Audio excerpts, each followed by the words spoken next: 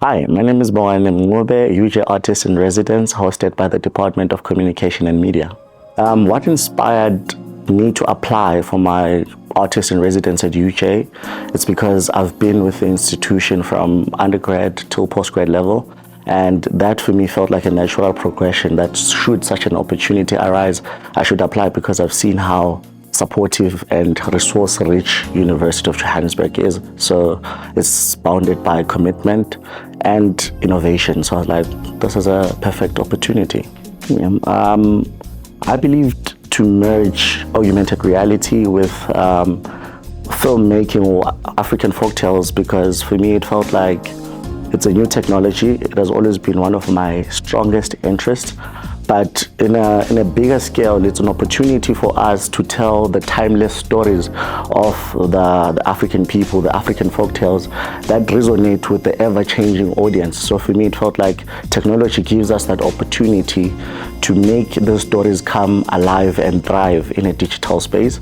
And in this modern era whereby emerging content creators and filmmakers such as myself can be able to preserve the African history and still make them appealing to the modern day audience.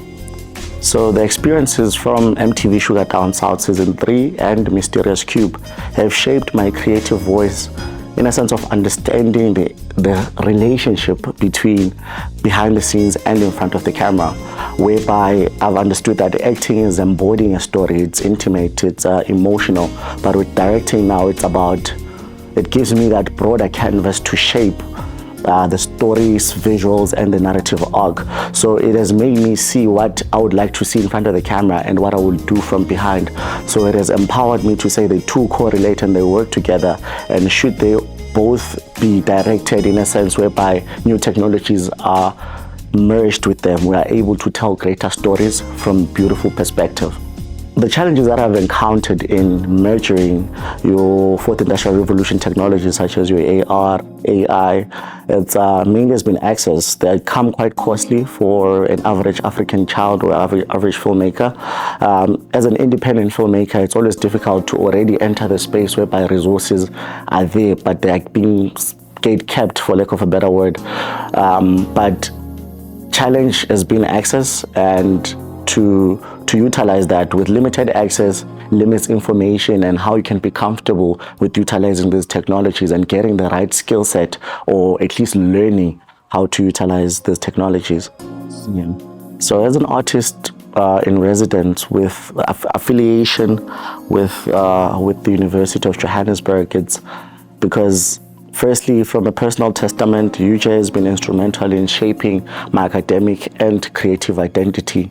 So I've seen moving from just a mere undergrad student graduating academically, but also the films that I've produced and the projects that I've went to work on thanks to the University of Johannesburg. So it has given me resources and empowered me to believe in the talent that I have. So it has watered this seed within me of creativity and kind of taken my dream to a bigger level. But also in a broader context, it's like university empowers or takes pride in innovation. It's one of the leaders of 4IR in the current space in the African continent, so it's a better place to be at. There's no better place to be at other than the University of Johannesburg.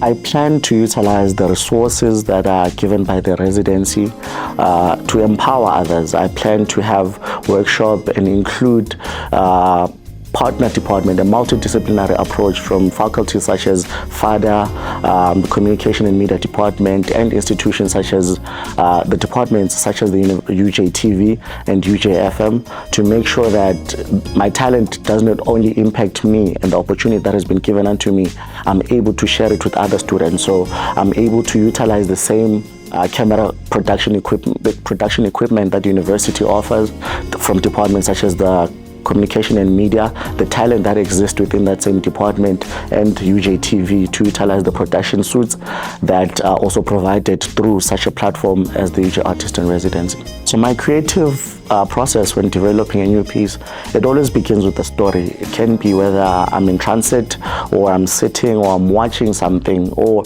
I'm with, in this case, it's a traditional story, a cultural story. So if I'm home in KZN, I'm able to take the stories that are being told and to say how can we broadcast them to the world, how can we make them better.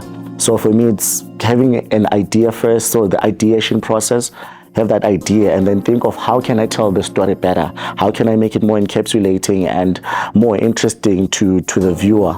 And then from there, I start scripting. It goes into pre-production, start to have my 3-act structure, make it more compelling and give it more authenticity.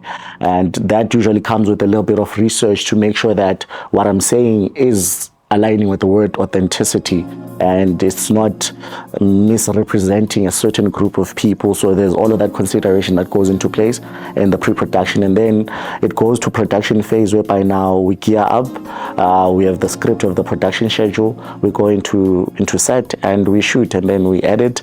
But at the core of it all for me is the story. The story guides the entire thing. The narrative is what matters. Then we utilize technology as tools to enhance the story itself. So the hopes for my project is that it develops a working prototype of an augmented reality enhanced African folktale short film that not only serves as a creative expression of my own, but as a proof of concept that African digital storytelling is on a different height. We can enhance it. And also I wish to kind of create a blueprint for all to say, how can African stories thrive and live in this digital spaces, especially for the young and emerging film creators and the entire African continent at large.